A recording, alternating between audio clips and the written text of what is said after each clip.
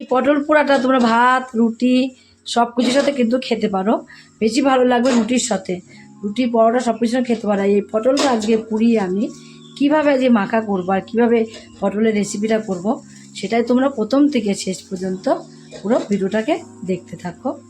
জন্য দেখো এখানে আমি 3টে পটল নিয়ে নিয়েছি। 3টে পটলকে এবার আমি ধুয়ে নিয়েছি কিন্তু পরিষ্কার করে। এখানে একটা চামচ নিয়েছি, দেখো কাঁটা চামচ। কাঁটা চামচ দিয়ে এইভাবে একটু ঢুকিয়ে ঢুকিয়ে ভেতরগুলো একটু এইভাবে দিতে হবে, তাহলে না ভেতরটা খুব সুন্দরভাবে পুড়ে যাবে। তার জন্য এইভাবে একটু কাঁটা চামচ দিয়ে ভেতরে ঢুকিয়ে দিতে হবে, ফুটো ফুটো করে দিতে হবে এরকম। আর 3টেকেই কিন্তু আমি এইভাবে একই রকম করে নেব।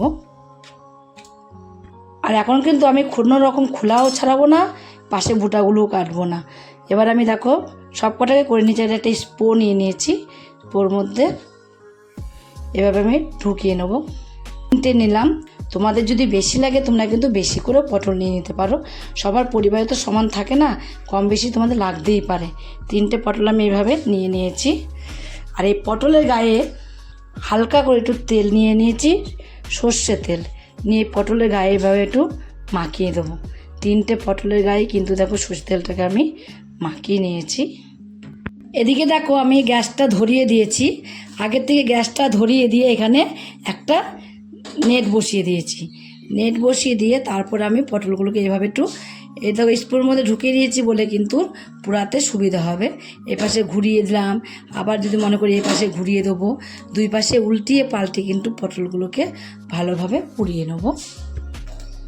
আর এইভাবে কিন্তু দু পিঠই ভালো করে পোড়াতে হবে পটলগুলো। আবার তোমরা যদি মনে করো সাঁড়াশি দিয়ে ধরে ধরেও তোমরা উল্টিয়ে পাল্টিয়ে পুড়িয়ে নিতে পারো পটলগুলোকে। দেখে আমার জল বেরিয়ে যাচ্ছে আমাদের কিন্তু। এখন আমি কিছুক্ষণ পরে দেখাচ্ছি, দেখো কেন কিছুক্ষণ পরে দেখাচ্ছি। এখন আমি পটলটাকে ভালোভাবে পুড়িয়ে নিয়েছি। পুড়িয়ে নেওয়ার পরে তোমাদের দেখাচ্ছি। একটা ছুরি নিয়েছি, ছুরি নিয়ে ঢুকিয়ে দেখবো সহজেই ঢুকে গেছে, দেখো কত সহজে ঢুকে যাচ্ছে। তাহলে ভাববে যে এখন কিন্তু পটলগুলো পুড়িয়ে নেওয়া খুব সুন্দরভাবে হয়ে গেছে। এবার আমি পটলগুলোকে নামিয়ে একটু ঠান্ডা করে নেব, তারপর তোমাদের ঠান্ডা করে দেখাচ্ছি। হাতে ধরার মতন কোনো রকম ঠান্ডা হলেই হবে। আর এখানে আমি দেখো জল নিয়ে নিয়েছি, কিছুটা জল নিয়েছি। জল দিয়ে এই উপরের খোসাটাকে কিন্তু এইভাবে জল দিয়ে উপরের খোসাটাকে তুলে ফেলবো, ছাড়িয়ে নেবো। কত সহজে দেখো উপরের খোসাটা চলে আসছে। এভাবে কিন্তু ছাড়িয়ে নেবো। 3টে পটলকে আমি একই রকম 3টে পটলই দেখো ছাড়িয়ে নিয়েছি। ছাড়িয়ে কালো কালোগুলোকে সব ফেলে দিয়েছি, ঘোড়া খোসাগুলোকে। এটা এমনি নরম হয়ে গেছে, এটাকে আর তোমার কাটার কোনো দরকার নেই। এইভাবে আমি মিক্সির জারের মধ্যে দিয়ে দেবো, দিয়ে একটা মিহি পেস্ট তৈরি করে নেবো।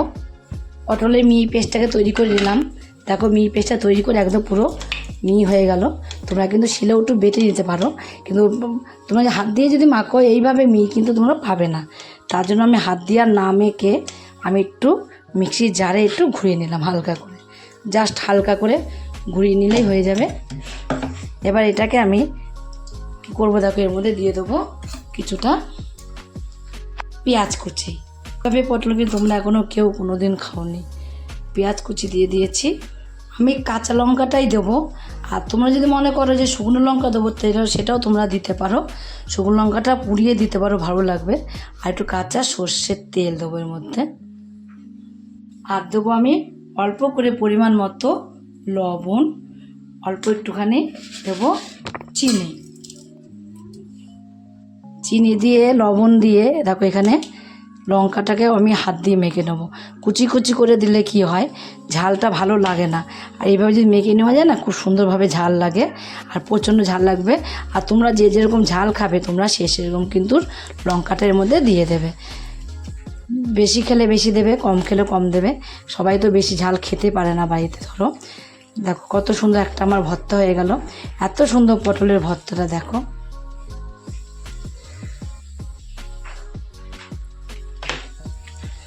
পটল পোড়া ভর্তা কি পটল পোড়া, পটলটা পুড়িয়ে যে এত সুন্দর হয় তোমরা একদিন না খেলে বাড়ি থেকে বুঝতে পারবে না। একদম পুরো কমপ্লিট মাখা। আর এর মধ্যে একটু ধনেপাতা কুচি থাকলে তোমাদের কাছে একটু ধনেপাতা কুচি তোমরা এর মধ্যে দিয়ে দিতে পারো, দিয়ে দেখতে পারো কেমন লাগে। দারুণ খেতে। যদি ভালো লাগে রেসিপিটা তোমাদের কাছে, আর তোমরা যদি ফেসবুক থেকে দেখো ফেসবুকের পেজটি ফলো করে দেবে, যদি ইউটিউব থেকে দেখো ইউটিউবের চ্যানেলটি সাবস্ক্রাইব করে দেবে, পাশে থাকা বেল আইকনটিটা প্রেস করতে ভুলবে না। তাহলে নতুন নতুন রেসিপিগুলো তোমাদের কাছে তাড়াতাড়ি পৌঁছে যাবে। আর আমার চ্যানেলে নতুন বন্ধু হয়ে থাকো, সাবস্ক্রাইব করেনি প্লিজ সাবস্ক্রাইবটা করে দেবে, সবার আগে তোমাদের কাছে নোটিফিকেশন ঢুকে যাবে। ছোট্ট করে লাইক করো, কমেন্ট করো, অনেক অনেক শেয়ার করো। নমস্কার বন্ধুরা, দেখা হবে আবার পরের রেসিপিতে।